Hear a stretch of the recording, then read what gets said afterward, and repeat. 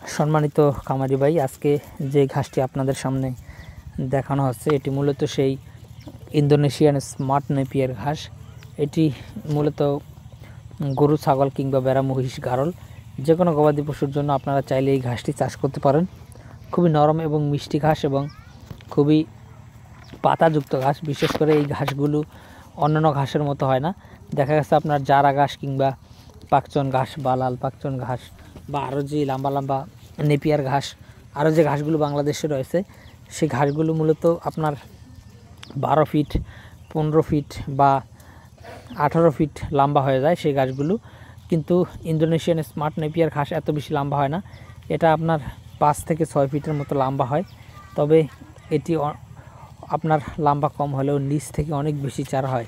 দর্শক শ্রোতা, এটিতে যেমন আপনার একটি জারে আপনার 150 থেকে 200টি চারা হয়, কিন্তু অন্যান্য বিশেষ করে জারা তারপর পাকচন, লাল পাকচনে আপনার একটি জারে 20 থেকে 30টি চারা হয়। সেক্ষেত্রে স্মার্ট নেপিয়ার আপনার একটি জারে 150 থেকে 200টি চারা হয় এবং এই ঘাসগুলো খুবই মোটা হয় এবং এই ঘাসগুলো আপনার পাতা বেশি, গোড়া থেকে আগা পর্যন্তই পাতা থাকে।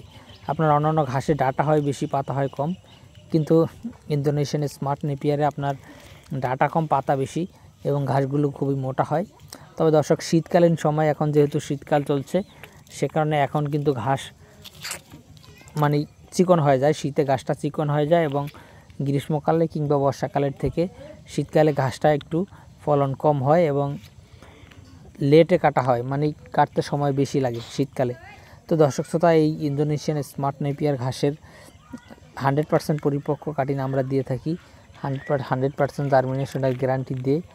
পাশাপাশি আপনি যদি জারা ঘাস লাগাতে চান তাহলে জারা ঘাসের কাটিংও আমাদের কাছে রয়েছে। সেক্ষেত্রে অবশ্যই স্ক্রিনে দেওয়া নম্বরে যোগাযোগ করবেন।